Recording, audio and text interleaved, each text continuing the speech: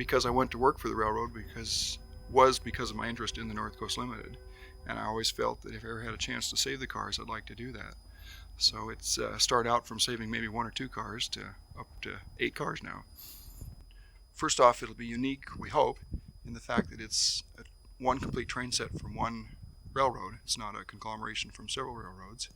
And then also we hope to have each car as it was in the 50s, as it originally appeared.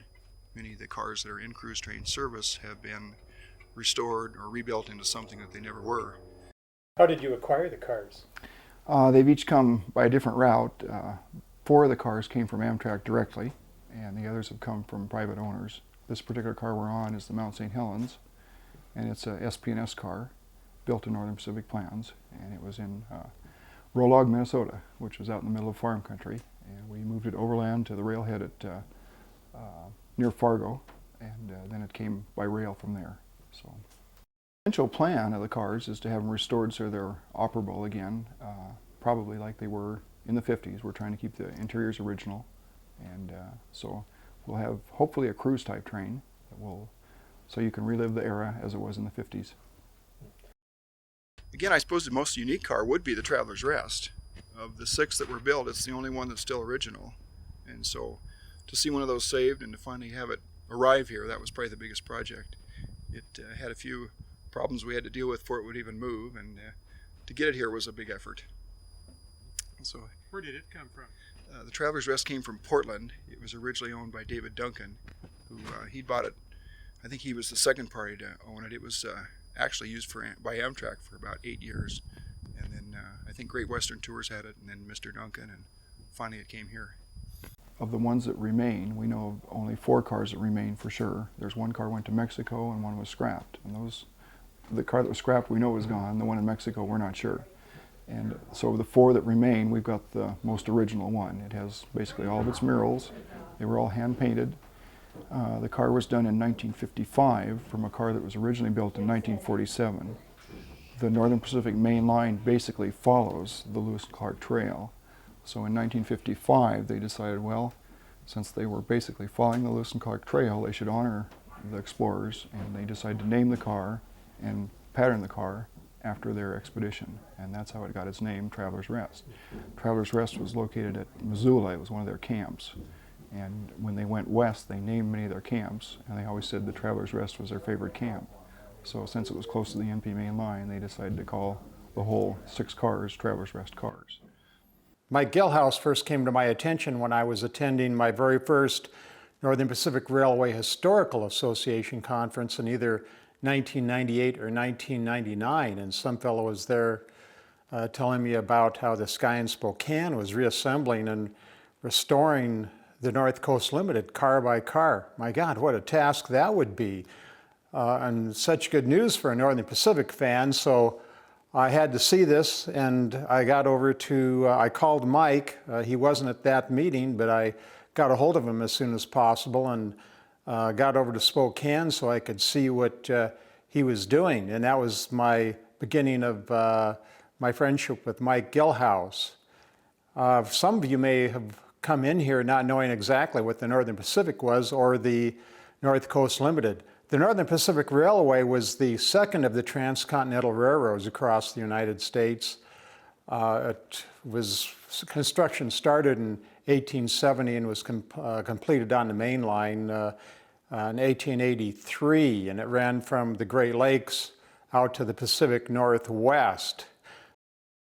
The Northern Pacific started the North Coast Limited passenger train in 1900 as one of the first named trains in the country. From the beginning, the North Coast Limited's passenger and accommodations and service were among the finest in the United States.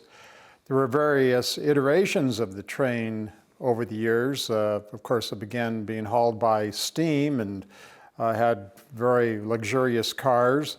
In the right after World War II, in the late 1940s, diesels began to appear as pulling the North Coast Limited.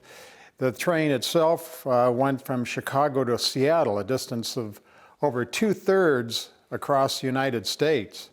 Dome cars were added to the North Coast Limited in 1954 forming what the company promoted very heavily as the Vistadome North Coast Limited, and that lasted until the Northern Pacific and a few other railroads merged in 1970 to form the Burlington Northern. Well, that Northern Pacific's North Coast Limited Traveler's Rest car was billed as being one of the most unique passenger cars in the United States. It was based on the Lewis and Clark expedition, and they had a mural painted by Edgar Miller covering a large part of the wall.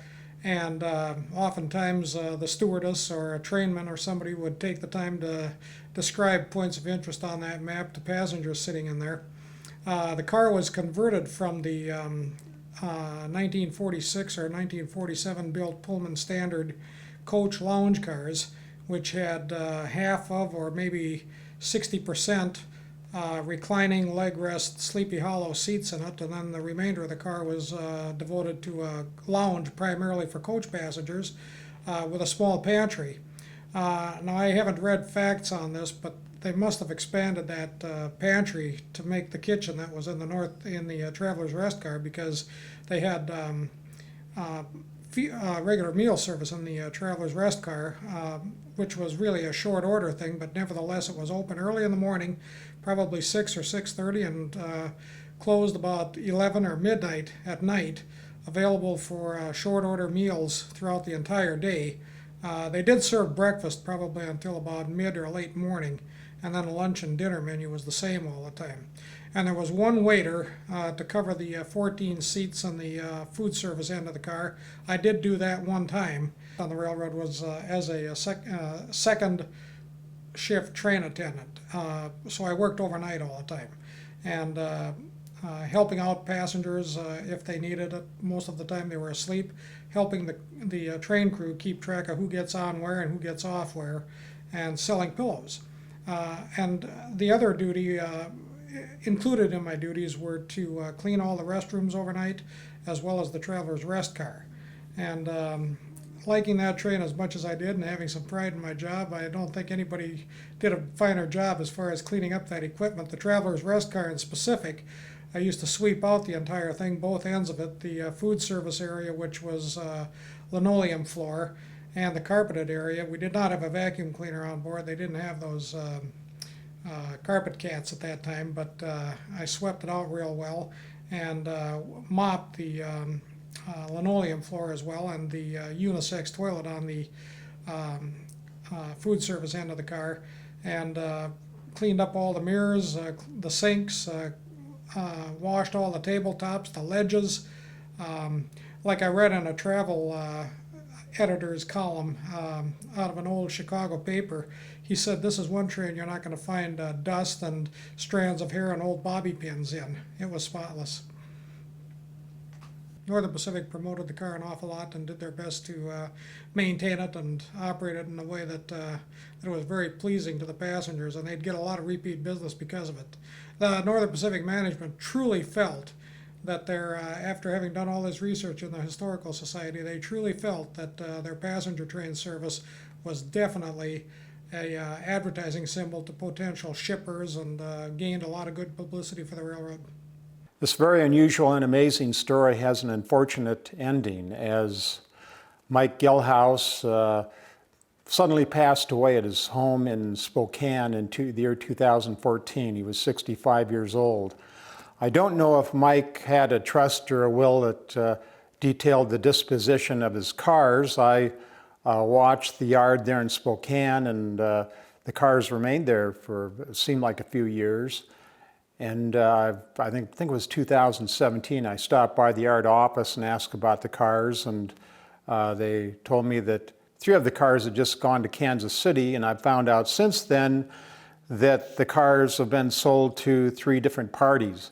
So any dream of the North Coast Limited being reassembled and getting back on the tracks is gone for now, at least. Perhaps someday in the future they'll somehow find their way together and Mike's dream could finally be realized. In our next episode, we'll see Mike's other cars and talk a bit more with Mike himself. I was able to look at a couple of cars for Mike. One of them was a dining car down in Colton, California, near Riverside. And we'll take a look at that car. And in the meantime, hope you all stay very safe and be kind to your neighbor.